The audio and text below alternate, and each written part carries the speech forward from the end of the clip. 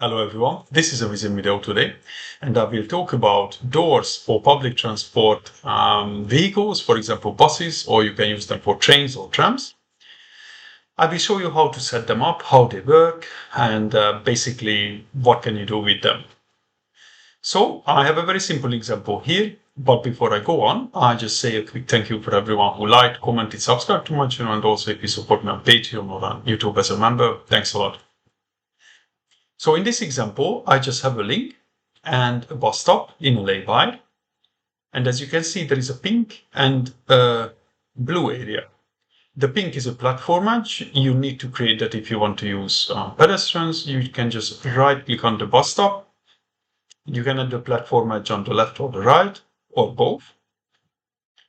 Then you have a waiting area. Waiting area can be created by using areas.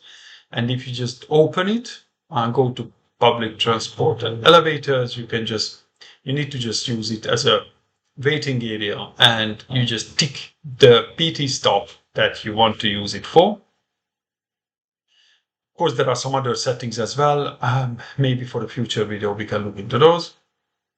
I have an area where I load pedestrians in, pedestrian input, and I have pedestrian route away from the stop and onto the areas as well. And this area just for walking so they can get there. There are one thing to remember. So when you just double click on the bus stop like that, it brings you up this window, some very basic settings. But if you go and open your public transport lines by show list, then you click on it, then it will show you the stops that you can use for that public transport line. And if you click active, then the stop will be used. And if you double click here on the stop, you will have a completely different window where you can set up which side you want to allow them to board or to alight. You can set up certain delays, offsets, skipping, all kinds of settings like alighting percentages, dwell times, compositions, and also there is an alighting location that tells where people will get off the bus more likely. It is a distribution. There are 5 preset, and also it's in the newer versions of Vissim, this setting. And if you want to change those, you can go to base data distributions and location.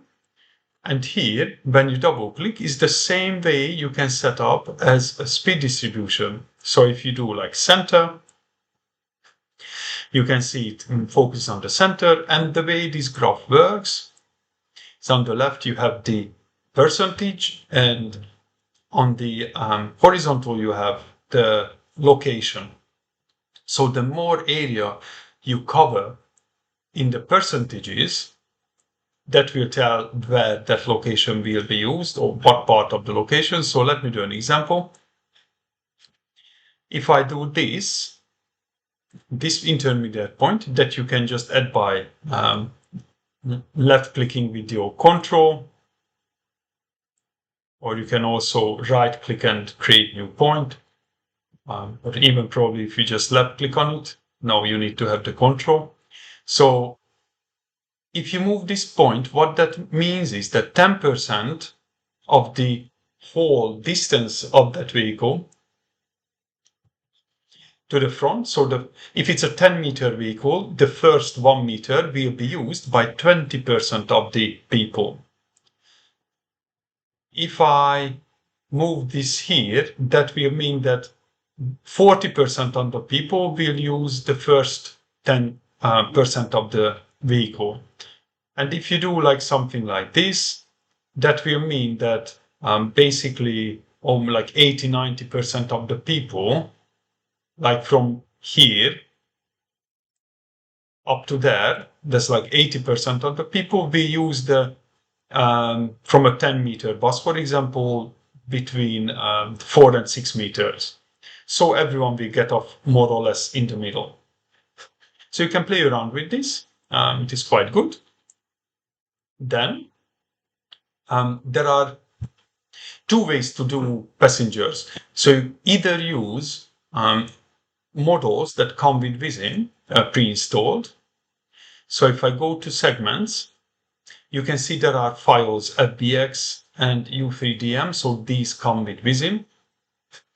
You can also create your own FBX file if you use some kind of animation software like some Autodesk product.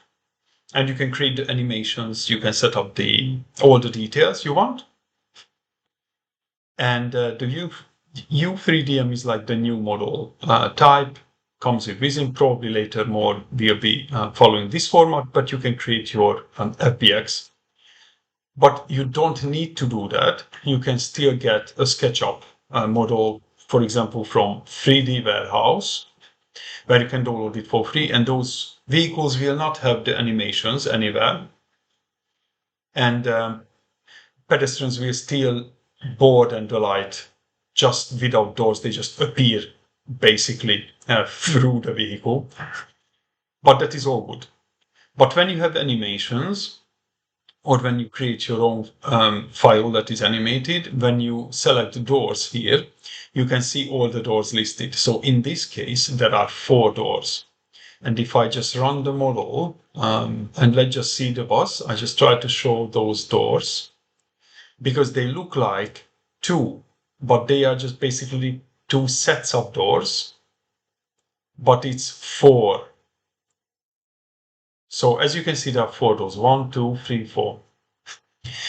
On the right side here, you can set up the door attributes. So the first one is this.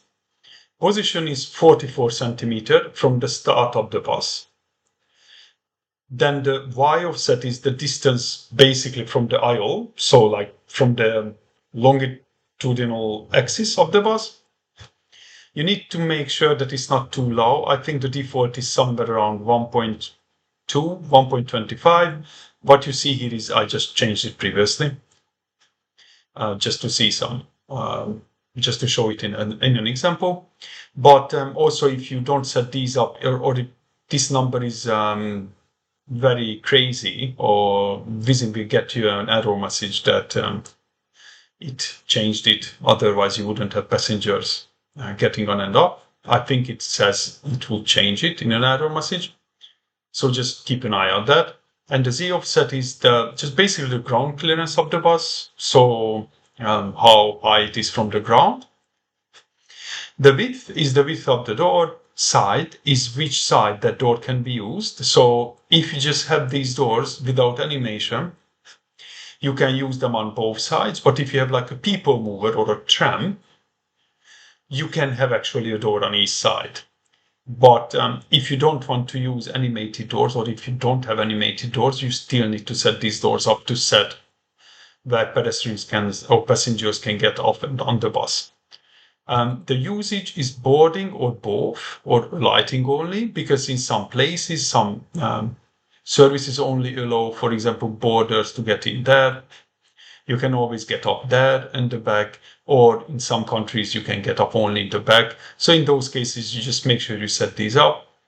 And the distribution, so in this example, you can see they can use, from the 4 doors, they can use 3 to alight.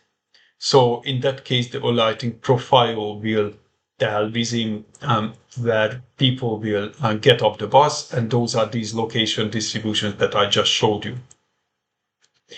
Other thing is, so if you go back here, you can have problems when, let's say, you move this door away. So if I put this door, instead of, let's say, 6 meters, I put it to the middle of the bus. So 3.5 meters. And let's put a crazy number here, like 0.2. And if I just run the model, and the bus should arrive in 2 seconds, what we will see is people will start getting off at this location in the middle. If I stop, we can see that arrow message. So had one of the door Y offset contains a value that is too small. This makes it too low. So pedestrians won't be able. But as you can see, they arrive. So probably it has some failsafe there. And also, I just forget to change this Z offset. And if I remove this door, because you can add and remove doors, if I remove the door, what happens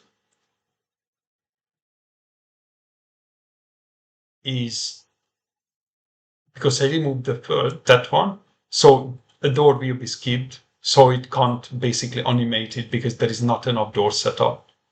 So just need to make sure if you have your own model, or if you want to tweak these, that in the 3D simulation, it would be important to have those.